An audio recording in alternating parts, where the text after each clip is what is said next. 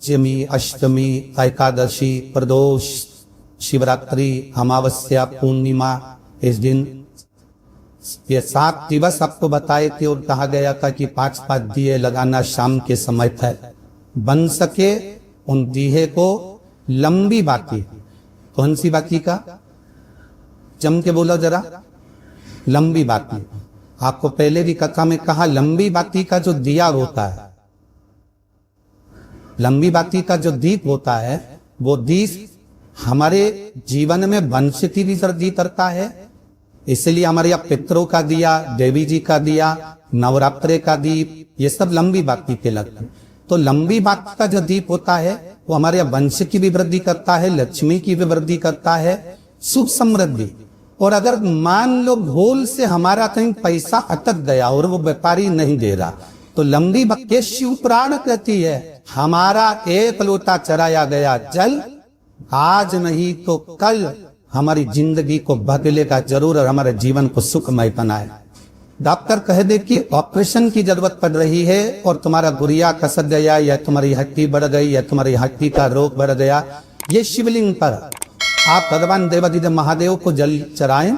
और जल चराने के बाद जो जल यहाँ बहकर आता है, उस स्थान पर अगर जल चराया भी नहीं है तो जहां से पानी नीचे की ओर गिर रहा,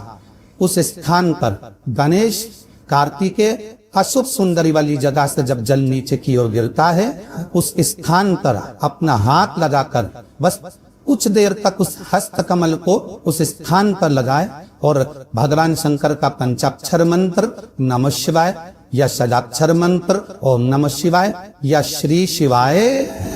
नमस्तुभ्यं भगवान का मंत्र का उच्चारण करें। यदि महामृत्युंजय मंत्र का स्मरण आता हो तो महामृत्युंजय मंत्र का स्मरण करें। हाथ का स्पर्श कर कर मार्कंडे बाबा का स्मरण कर कर और उस हाथ में ही थोड़ा सा जल झेलकर नंदी के पास बैठकर उसका आचमन करें। 20 से 22 दिन तक ये आचमन चालू रहने दो और 30 दिन के बाद फिर जांच करवाओ। धीरे धीरे शरीर की गुड़िया काम करना प्रारंभ करेगी, हड्डी काम करना है। सारी दुनिया के हाथ जोड़ लो, सारी दुनिया से निवेदन कर लो और उसके बाद भी तुम्हारी दुख की घड़ी समाप्त नहीं है। प्रयास करना,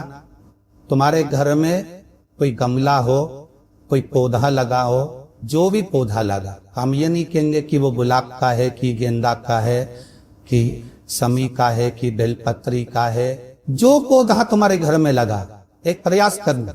अभी अगर तुम्हें लगता है कि मेरी दुख का समय समाप्त नहीं हो रहा, मेरी दुख की घड़ी समाप्त नहीं हो रही, घर में रहने वाले जितने लोग आस्था चैनल पर कथा सुन रहे हैं, जितना फेसबुक यूट्यूब पर कथा सुन रहे हैं और जितने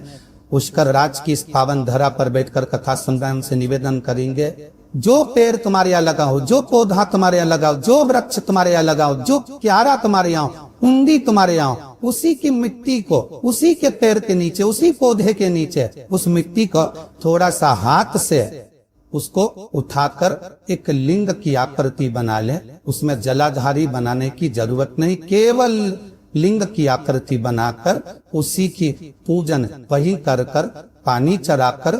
15 से 20 मिनट बाद अपना काम करने के बाद उसी को उसी मिट्टी में विसर्जन कर दें। अपनी कामना कर कर देवाधिदेव महादेव 2 महीने के बाद क्या देगा ये वही जान सकते।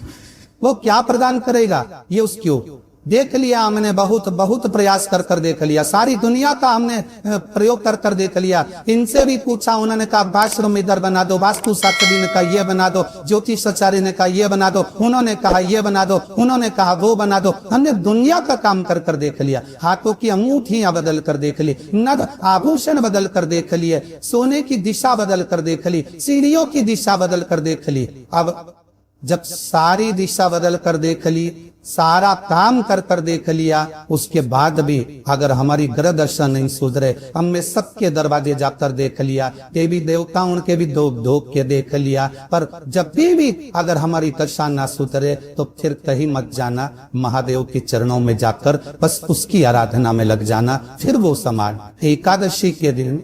जब आप जल शंकर को चढ़ाने तो रोज ही जाते, जब एकादशी का दिन रहे और शंकर जी के मंदिर में आप जल समर्पित करें तो 3 बार मुख से स्वधा स्वधा स्वधा या स्वधा स्त्रोत का पाठ जिसमें 12 श्लोक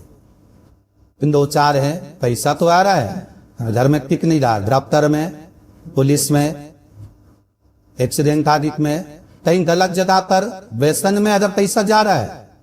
जुए में, मांसाहार, मदिरा पान, या कहीं आया पैसा आने में कमी नहीं, आ रहा है पर टिक नहीं रहा, रुक नहीं रहा, कोई मांगने आ गया दे दिया, पर वहां से अपने पास नहीं आ रहा, अपन कह रहे हैं भैया हमारा पैसा लौटा दो, नहीं आ रहा।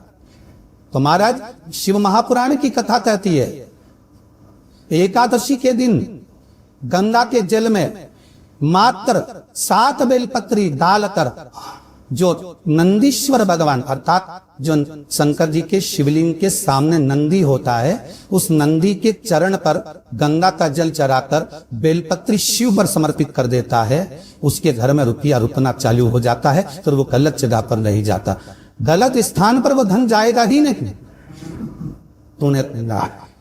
मांग तुझे क्या चाहिए। एकादशी ने भगवान विष्णु से कहा, नाथ प्रभु